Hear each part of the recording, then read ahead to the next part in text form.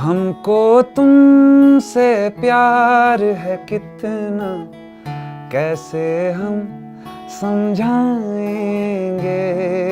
ये जो गाना है ये एक अनरिक्वाइटेड लवर का गाना है। मर जाएंगे है कितना, कैसे हम समझाएंगे।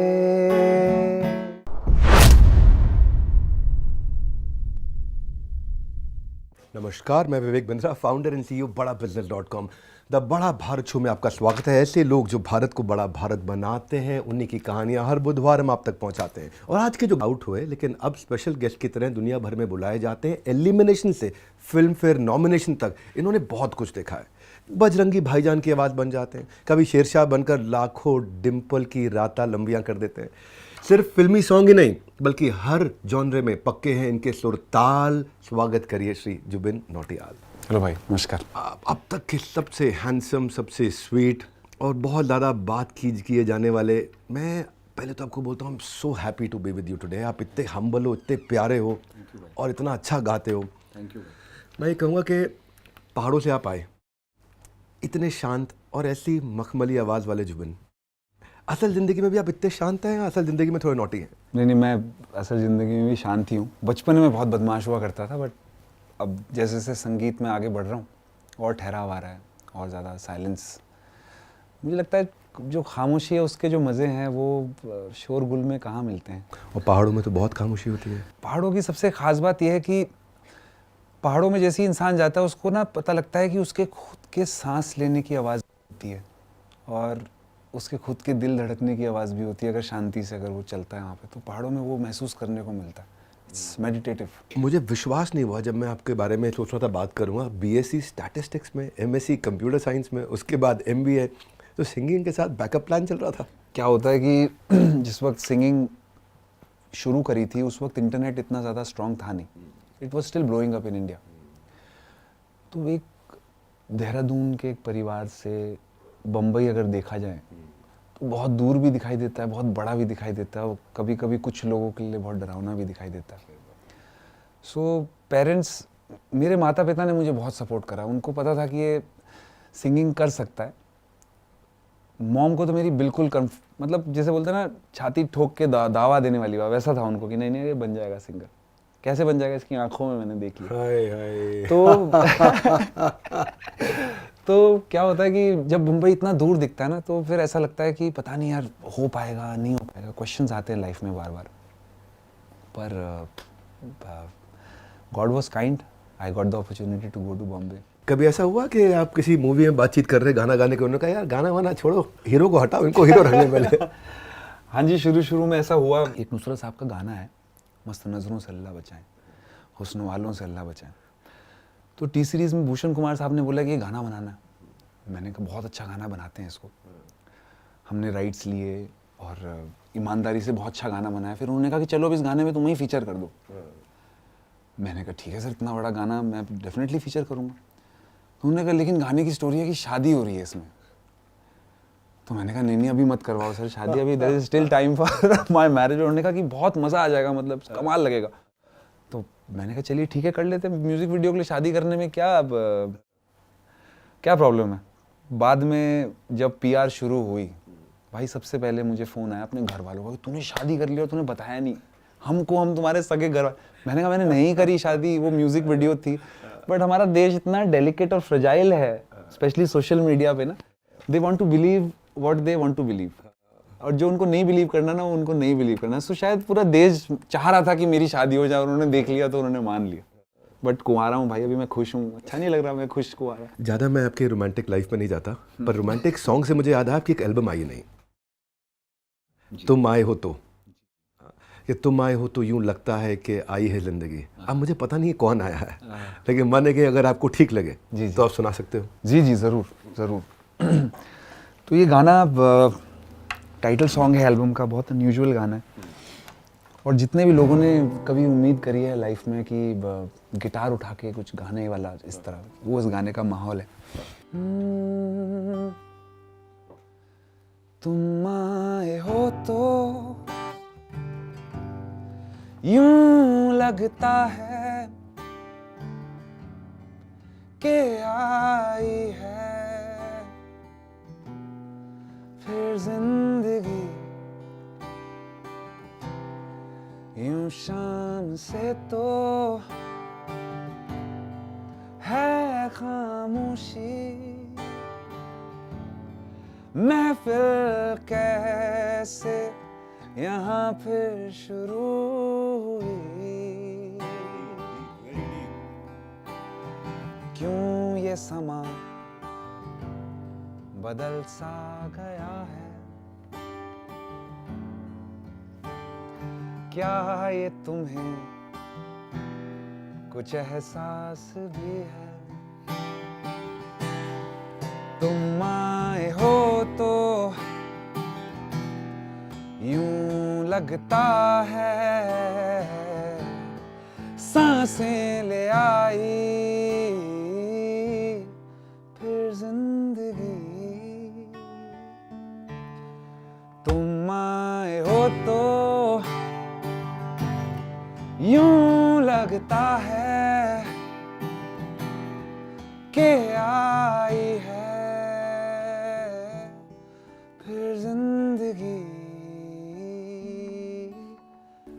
अरे वाह क्या बात है guys come on make some noise lovely lovely ना मेरा मन नहीं है गिटार मत रखो 1 मिनट और पकड़े रखो 1 मिनट और पकड़े रखो एक और सॉन्ग मैंने आपको सुना ऐसी तेरी यादें कि बुझने के बाद में भी जलती ही रहती है बहुत डेप्थ है देखो मेरा ना गाने सुनने का स्टाइल अलग है मैं गाना अलग तरीके से सुनता हूँ जब आप बोलते हो ना तुम आए हो तो यूं लगता है कि आई जिंदगी मैं उसमें कस्टमर के बारे में सोच रहा था अब बड़ा कस्टमर आई जिंदगी तुम्हें एहसास भी है महफिल बदल गई है नई पेमेंट आ गई कैश फ्लो ठीक हो गया है लेकिन फिर भी I loved your voice so much अगर आपको ठीक लगे मुझे पता है बहुत तंग कर रहा हूँ नहीं ऐसी तेरी यादें प्लीज प्लीज ऑफ कोर्स अच्छा इस सॉन्ग के बारे में थोड़ा बताओ आप मैं चाहता हूँ थोड़ा एक्सप्लेन करो ये गाना लिखा गया था इस गाने को लिखने के पीछे है मेरे जो मैनेजर भी हैं मेरे बड़े भाई भी हैं रॉकी खन्ना उन्होंने लिखा है एक बहुत ही खास गाना है मोहित चौहान का गुंचा कोई तेरे नाम कर दिया ये उनका ही लिखा गाना है तो मैं उनका फ़ैन रहा हूँ राइटिंग का बहुत ज़्यादा तो ये पूरी एल्बम उन्होंने लिखी है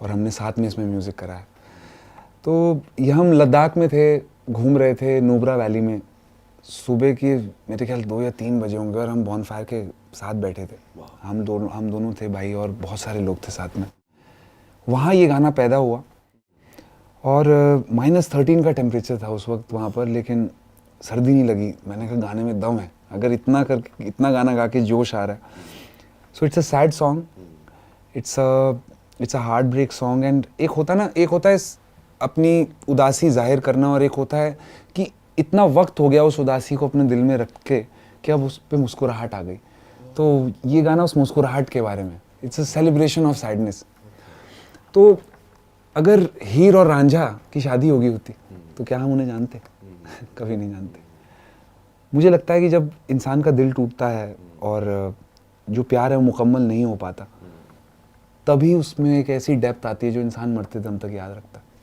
So this album and this song is about that. I'll try to sing. ऐसी तेरी यादें हैं. दे दो साथिया. Amazing. So nice. Thank you. So nice. Thank you. क्या बात है.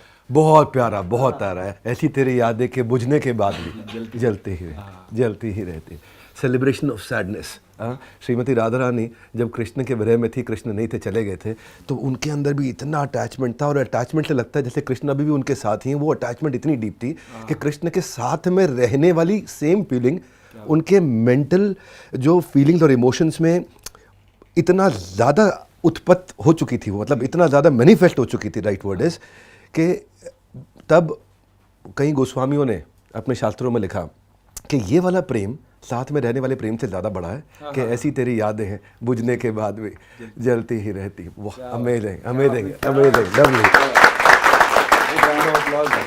बहुत पसंद आया अच्छा आपने आप कहाँ ले गए नहीं देखो लेके तो आपके वो लुट गए 1.3 बिलियन व्यूज़ मैं चाहता हूँ ये 13 बिलियन पे जाए इतना आगे जाए इतना सुंदर जाए हर घर में बजे दिल में बस जाए बेदर्दी से प्यार का सहारा वो भी मुझको याद है आ रहा तो गिटार आपने रख दिया पर कोई बात नहीं तो ये सब हार्ट ब्रेक और सेपरेशन के सॉन्ग्स हैं। और एक फेमस डायलॉग है, और मैं अभी सुना भी आपके मुंह से, मैं फील कर रहा था कि वो जो रात को 2-3 बजे -13 डिग्री में गर्मी रही, तो टूटे हुए दिल से संगीत निकलता है, किसी मूवी का डायलॉग था ये, है ना?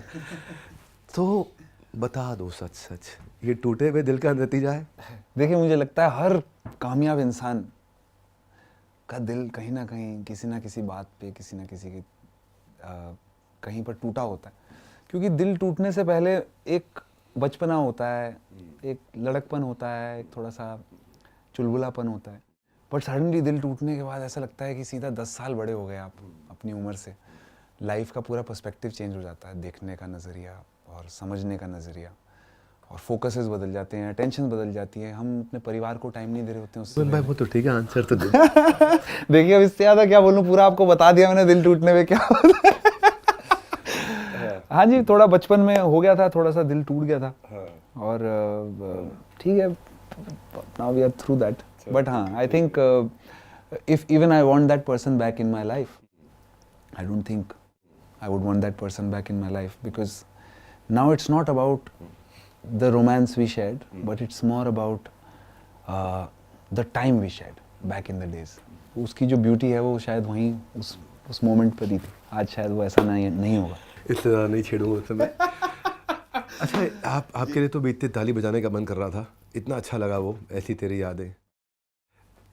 वाह भाई, प्यार अप्रिसिएशन खूब मिलता हुआ जब आप गाते होगे, मुझे पता है। पर एक बार मैंने सुना आप गाना गा के निकले तो लोग नौटियाल के साथ नौटी हो गए, कपड़े फाड़ दिए आपके। हाँ यार भाई, वो कपड़े नहीं, एक्चुअली नाखून लग गए मेरी पीठ में। असल में हम लोग बहरमपुर में बहरमपुर बंगाल में हम लोग एक शो कर रहे थे, कॉलेज का शो था। तो वहाँ पर ना वो एंट्री पीछे से थी नहीं, वो पीछे दीवार थी, तो जिसने एंटर करना है सामने से एंटर करना है।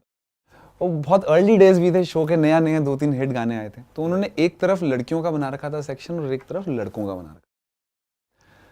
खैर, जाते हुए तो ज़्यादा हुआ नहीं उस वक्त, लोगों को पता नहीं था। But on the way out वो शो बहुत सक्सेसफुल रहा, बहुत हिट, मतलब क्रेज़ हो गया था जनता में टुवर्ड्स द एंड। इतना ऊपर चला गया था शो लेवल पे कि वो थोड़ा सा फ्रेंजी हो गया बेसिकली।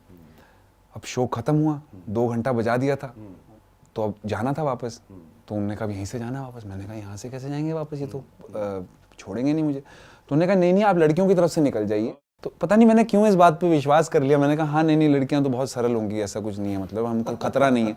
और लड़कियों के वहाँ से हम लोग गए और मेरे नाखून और मेरे शर्ट और ये पकड़ के किसी तरह हम लोग वहाँ से बाहर निकले। But it sounds very nice. किसी तरह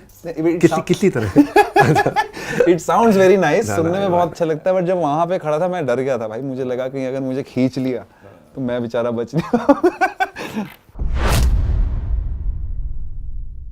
सबसे आपका पहला फेवरेट सॉन्ग कौन सा, इजी क्वेश्चन, जो आपने गाया हो उसमें आपका फेवरेट कौन सा है? तुझे कितना चाहें और हम। अच्छा, कोई ऐसा फेवरेट सॉन्ग जो किसी और का गाया हो? बड़ी दूर से आए हैं मोहम्मद रफ़ी साहब। कोई ऐसा सिंगर जिसको देख के लगता है काश मैं इनकी तरह गा पाता यार? नुसरत फतेह साहब की तरह। आपका आज तक का ऑल टाइम फेवरेट सिंगर कौन है? किशोर दा। आज किसी को आप अपना बड़ा कॉम्पिटिटर मानते हैं? नहीं सर। रैंक देना है, रैंक 1 to 5, ठीक है? सिंगर्स के नाम बता रहा हूँ, आपकी चॉइस है, पर्सनल चॉइस। अरिजीत सिंह, विशाल मिश्रा, अमान मलिक, नेहा कक्कड़, बी प्राक। अरिजीत, विशाल, अरमान, नेहा, बी, सेम ऑर्डर। अब अगला क्वेश्चन है आइदर और, ठीक है? मेरी माँ के बराबर कोई नहीं या मेरे घर राम आए हैं? देखो, सबसे डिफिकल्ट क्वेश्चन आपने ये पूछ लिया, क्योंकि मेरे पिता का नाम राम है और दूसरे में मेरी माँ का जिक्र है। लुट गए या दिल गलती कर बैठा है? लुट गए। रोमांटिक सॉन्ग या heart break song? Heart break. Manoj Muntashir या इरशाद कामिल? मनोज मुंतशिर। Very nice. किशोर कुमार या मोहम्मद रफ़ी? देखिए, मुझे दोनों से बहुत प्यार है, बट किशोर दा मेरे फेवरेट है। लवली। श्रेया घोषाल या सुनिधि चौहान? श्रेया जी। ओके, आपको अगर इन लोगों से कुछ सवाल पूछना हो तो क्या सवाल पूछेंगे? पहले व्यक्ति का नाम है यो हनी सिंह। द पैशन, इतना पैशन कहाँ से लाते हो भाई? आप अगला सवाल पूछने वाले बी प्राक से। How can you sing so high? He sings such high notes, untouchable, ऐसा लगता है आसमान से आवाज आ रही है। अगला सवाल ए.आर. रहमान जी से। तो सवाल क्या, उनको तो सिर्फ थैंक यू बोलना चाहूँगा मैं। रहमान साहब ने बहुत सही टाइम पे लाइफ में एक ऐसी advice the which was. Shreya Ghoshal?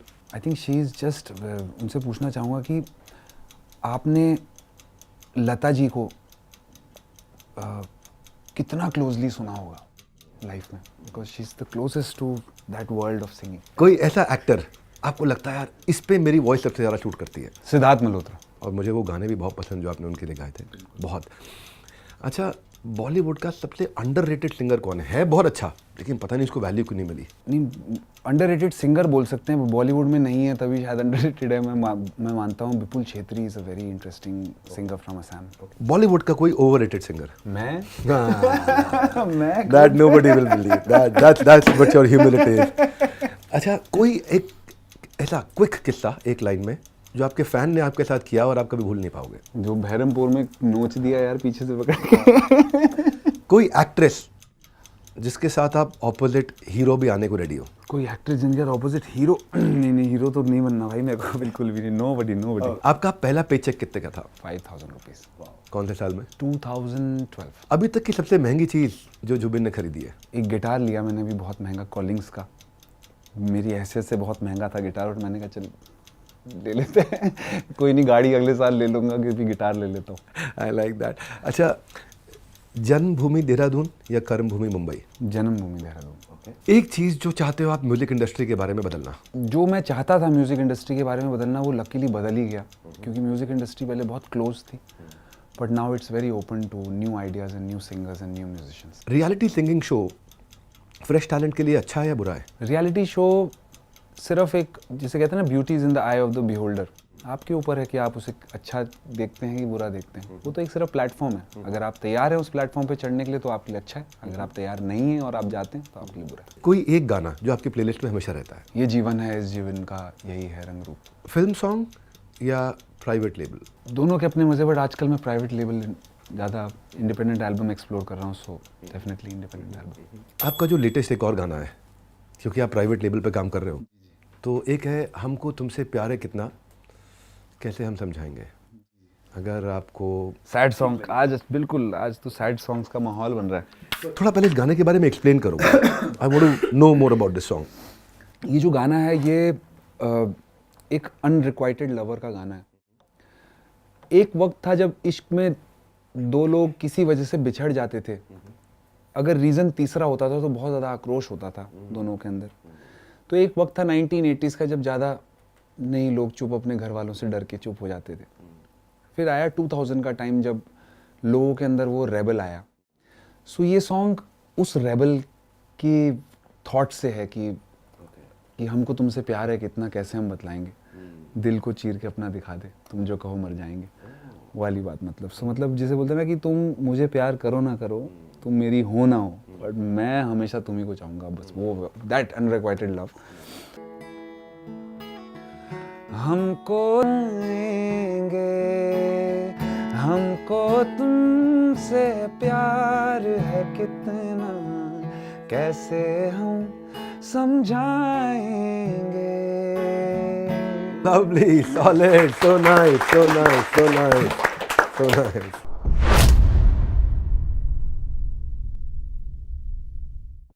खासतौर पे सिंगर की इंडस्ट्री है, नॉर्मली देख आपकी पर्सनालिटी है या स्ट्रैटेजी है।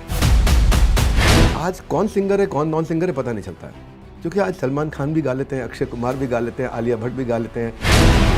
मैं कहता हूँ टेक्नोलॉजी का यूज़ तो होना चाहिए, पर ऑटो ट्यून को लेकर के कोई, मैं चाहता था कि मैं आपसे समझूं आप इसको कैसे देखते हो। और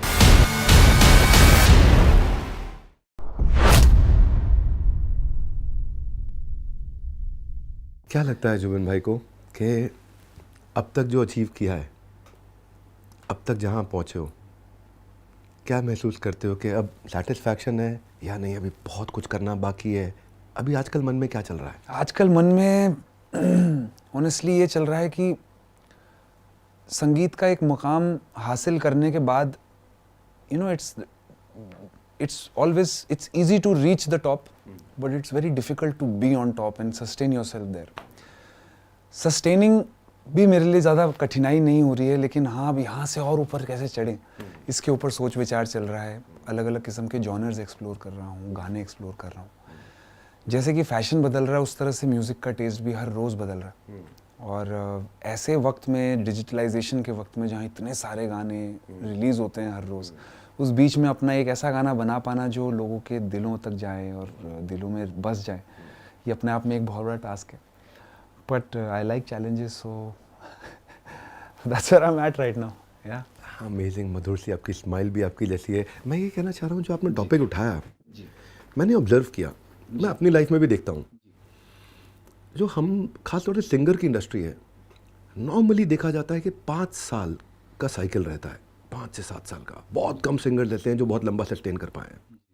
जब उनका टाइम आता है उतना पीक पे होते हैं, उस समय उनको स्टेज पे बुलाने के लिए जो चार्जेस होते हैं बदल चुके होते हैं, है ना, उनके पास समय नहीं होता उस समय, ठीक है। इंडस्ट्री में सिंगर्स के का एक लेबल बन जाता है। अरिजीत सिंह का लेबल है सैड रोमांटिक, बादशाह का पार्टी है, कैलाश खेर का सूफी है, अनूप जलोटा जी का डिवोशनल है। आप ऐसे सिंगर हैं, सब कुछ गाते हैं, सब कुछ चलता है। और मतलब देखो, मैं जैक ऑफ ऑल जॉनर तो बोलूँगा नहीं, लेकिन जब मैं सैड सॉन्ग तुम ही आना लुट गए, या रोमांटिक हुआ राता लंबियाँ काबिल हूँ, या पार्टी सॉन्ग हुआ तो अख लड़ जावे, कितना अलग अलग है। डिवोशनल बात करें तो मेरे घर राम आए। ऐसा नहीं है कि आपका एक चल रहा है दूसरा नहीं चल रहा, सारे चार्ट बस्टर हो रहे हैं। हाँ, अलग अलग जॉनर के गाने का प्रिपरेशन अलग होता है, स्टाइल अलग होता है। तो जुबिन नौटियाल कौन है? जुबिन नौटियाल तो पहाड़ों की आवाज़ है भाई। देखिए, मुझे लगता है कि जॉनर नहीं होते, ईमानदारी होती है। ईमानदारी से अगर कोई भी जॉनर गाए जाएं, अच्छी नीयत से और अच्छे भाव से, clean heart and all heart अगर इस्तेमाल करा जाए, तो मुझे लगता है कोई भी गाना गाया जा सकता है। मेरा बहुत पहले से मानना है कि अगर दिल से कोई बात कही जाती है तो दिल तक पहुंच जाती है, और संगीत के क्षेत्र में मैंने ये सबसे ज़्यादा एक्सपीरियंस करा है। ऐसे बहुत सारे गाने थे जब मैंने उनको गाया शुरू में तो मुझे लगा यार ये गाना मैं नहीं निभा पाऊँगा, नहीं गा पाऊँगा, नहीं गा पाऊँगा। बट फिर बाद में वही गाना मेरी लाइफ का इतना इंपॉर्टेंट गाना बन गया रिलीज़ होने के बाद। दैट टॉट मी कि हर चैलेंज को लेना, डरना नहीं है कि ये गा सकते नहीं गा सकते। भगवान ने अगर आवाज़ दी है, भगवान ने अगर मौका दिया है, तो उसका पूरा इस्तेमाल करना चाहिए। ये जो साइकिल्स बदलती हैं, सिंगर्स आते हैं चले जाते हैं, आप कह रहे हो मैं अलग अलग चीज़ें तो ट्राई कर रहा हूँ, आपको क्या लगता है कि जुबिन नौटियाल में क्या अलग है जो उनको इतना लंबा इतना दूर लेके जाएगा? मेरे अंदर कुछ भी अलग नहीं है ऑनेस्टली, मेरा मानना हम सब एक ही हैं। बट हाँ, मैं ये नहीं सोच के आया कि मुझे कहाँ तक जाना है। मैं अभी तक सिर्फ अपने एक गाना, जो मेरा अगला गाना रिलीज़ हो रहा है, उसी पे मेहनत कर रहा हूँ, उसी पे जान लगा देता हूँ पूरी। मैं ये नहीं सोचता कि मैं 500 गाने गाऊंगा। मेरा मानना है एक गाना अच्छे से गा दूँ तो फिर उसके बाद सीधा जा कर के हरिद्वार में एक डुबकी लगाऊंगा। तो ऐसा मेरा भाव है। तो मुझे लगता है कि जब भी मैं ऐसा सिर्फ एक गाने पे एक टाइम पे काम कर रहा हूँ तो मेरे दिमाग में कभी ये लॉन्गेटिविटी का थॉट ही नहीं आया।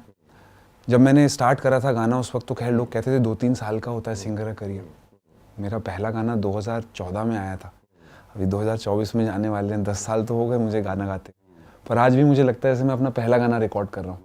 तो शायद वही अप्रोच है शायद, जिससे शायद कभी ऐसा फील ही नहीं होता कि छोटी। अच्छा, मेरे को पहले गाने से आई am not sure whether I am right और रॉन्ग, पर मुझे पता चला था कि 2011 में एक टैलेंट शो में आप सोनू निगम जी को इम्प्रेस नहीं कर पाए थे। अरे हाँ।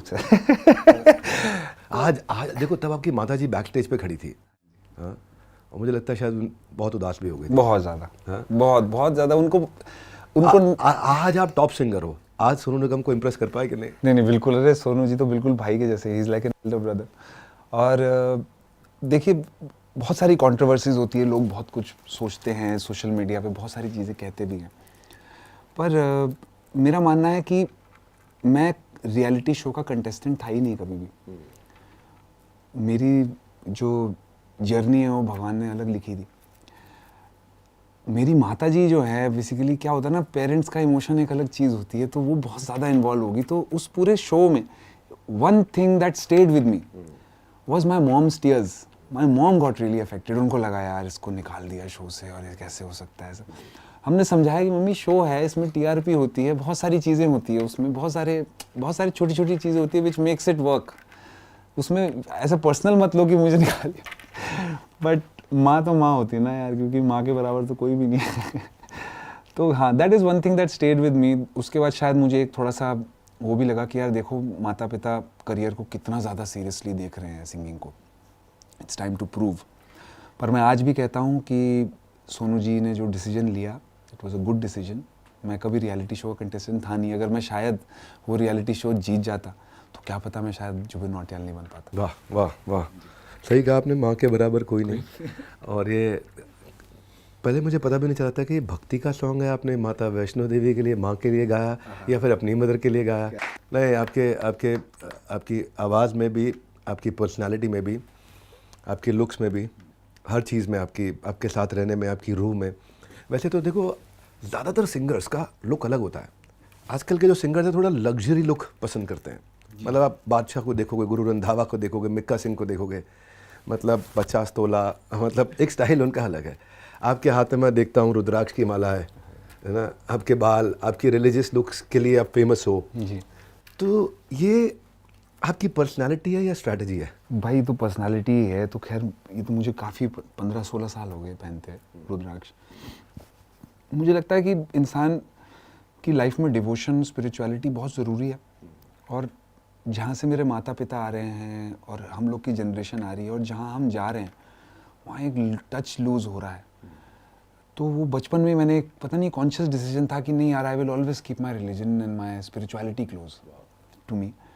एंड टाइम एंड अगेन, मतलब ये एक ऐसी चीज़ है जो भान देती है। अभी कभी होता है लाइफ में, अप्स होते हैं, डाउन्स होते हैं, तो फटाफट माला निकाल के चांट कर लेता हूँ, भोलेनाथ को याद कर लेता हूँ। नहीं, मैं आपके पापा से भी मिला और मतलब वो देख के मुझे समझ में आता है कि संस्कार कैसे आपके अंदर इतने अच्छे हैं। What a wonderful person he is. वैसे तो अब मैं वापस सिंगिंग पे आता हूँ। एक बात मेरे को बहुत दिल से मैं सोचता हूँ, क्योंकि देखो मेरे अंदर ये I don't feel bad but I feel it missing कि मैं गा नहीं पाता, है ना। I feel it so missing. मेरे को म्यूज़िक बहुत पसंद है, मतलब I am not upset about it, पर मुझे पता है मैं इसे मिस करता हूँ because I like to listen music. मैं और भक्ति भजन कीर्तन बहुत सुना।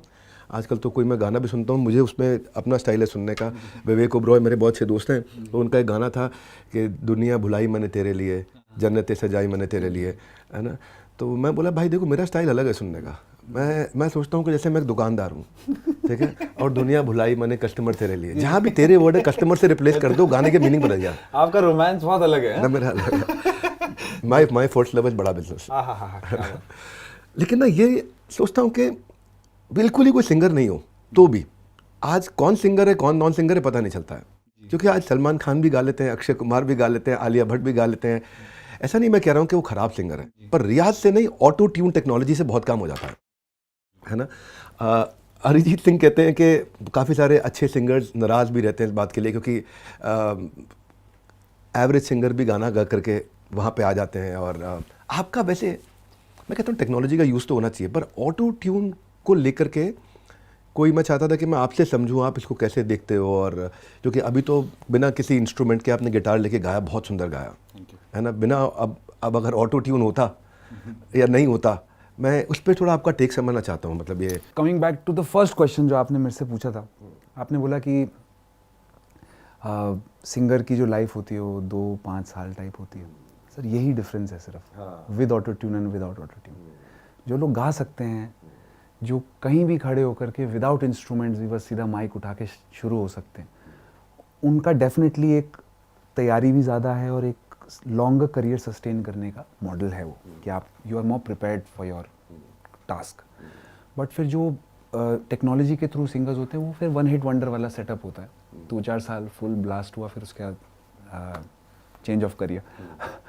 So that is my complete approach towards it. But definitely auto tune एक ऐसी टेक्नोलॉजी है जिसने म्यूज़िक को बहुत आम कर दिया है, संगीत को बहुत आम कर दिया है। और मैं इसको बुरा नहीं मानता। मुझे लगता है कि एक ऐसा टाइम भी था जब सबको ऐसा लगता था कि सलमान खान साहब जब स्क्रीन पे डांस कर रहे हैं तो उसी वक्त वो गाना भी गा रहे हैं, जबकि वो अभिजीत की या किसी और दूसरे सिंगर की आवाज़ होती थी, तो ये पता ही नहीं था लोगों की प्लेबैक सिंगिंग होती क्या है। But I think now because of all these things अभी सब जानते हैं सिंगिंग कैसे होती है, स्टूडियो क्या होता है, सिंगर्स कैसे होते हैं, टेक्नोलॉजी क्या है क्या नहीं है। बट या आई थिंक अगर लाइफ में लॉन्गर इनिंग्स खेलनी है, so without auto tune is the way. अच्छा, जो नाइटिंगेल ऑफ इंडिया है लता मंगेशकर, उन्होंने ज़िंदगी भर आइसक्रीम नहीं खाई। हाँ, क्योंकि उन्होंने सुर के लिए कहती मैंने स्वाद छोड़ दिया, है ना। 16 टाइम्स ग्रैमी अवार्ड एक विनर रहे, उन्होंने पिज़्ज़ा खाना छोड़ दिया था कि मैं अच्छा गा सकूं हमेशा के लिए। कुछ जुबिन के साथ कभी ऐसा हुआ है कि यार मेरे को ये सैक्रिफाइस करना पड़ा मेरे गाने के लिए, ये चीज़ छोड़नी पड़ी मेरे गाने के लिए? नहीं भाई, ऐसा तो कभी कुछ नहीं। मैं तो ठंडा पानी भी पीता हूँ, मिर्ची भी खाता हूँ। मेरा सिंपल बिलीफ है कि आपका अगर रियाज कड़क है और भगवान की बनाई चीज़ तो कुछ भी ख़राब नहीं हो सकती। वो तो तभी ख़राब होती है जब भगवान चाहता है उसको ख़राब करना। मेरा नहीं विश्वास है इसमें किसमें। हाँ ये है कि अगर आप हमेशा सादा पानी पीते हो, एक दिन ठंडा पी लोगे तो गला ख़राब किसी का भी हो जाएगा। So I am used to drinking cold water, I am used to chili also, it doesn't, मतलब मुझे फ़र्क नहीं पड़ता उस चीज़ से। भाई मैं ये कहना चाहता हूँ कि आप एज अ पर्सन बहुत ही सुंदर, बहुत ही अमेजिंग हो। जितना आपसे मिला, जितनी देर आपसे बात करी, जो आपकी सिंपलिसिटी है वो दिखाई पड़ती है। लता मंगेशकर जी का एक गाना है कि मेरी आवाज़ ही पहचान है अगर याद रहे। बात तो सही है कि सिंगर्स की असली पहचान उनकी आवाज़ होती है, और इस पहचान को बनाने में आप कामयाब रहे हैं। पहाड़ों से आए हैं, पहाड़ की तरह खड़े रहें आप, और उसी तरह पहाड़ की तरह खड़े रहें, ऐसे ही हिट पे हिट देते रहिए। हमारी यही कामना है, और हमारी बहुत दिल से है ये कामना, मतलब बहुत दिल से आपको पसंद किया। बहुत बहुत बहुत अच्छा लगा इस मंच पे आने के लिए, इस मंच की गरिमा को बढ़ाने के लिए। Thank you, thank you, it takes one two no one. हाँ, आपका हृदय की गहराई से प्रेम पूर्वक बहुत बहुत धन्यवाद। और ये वीडियो हर उस व्यक्ति को देखना चाहिए जिसमें, हर एक को देखना चाहिए, मुझे नहीं पता, सभी को देखना चाहिए। I just love this, I love this conversation, है ना। और मुझे नहीं पता क्या लर्निंग्स हैं आपकी इस वीडियो में, क्या है, पर मतलब कई बार ना जो बात आपने कही आज जुबिन जी के, अगर दिल से गाया हो ना तो वो दिल को छू जाता है ना। और ये इंटरव्यू भी आज मेरे दिल को छू गया, बहुत अच्छा लगा। आपके लिए बस थोड़ा सा इंतज़ार, आगे आए बहुत बड़ा बुधवार। ऐसे लोग जो भारत को बड़ा भारत बनाते हैं, उन्हीं की कहानी हम आप तक पहुंचाते हैं। आप सबका प्रेम पूर्वक बहुत बहुत धन्यवाद। Thank you.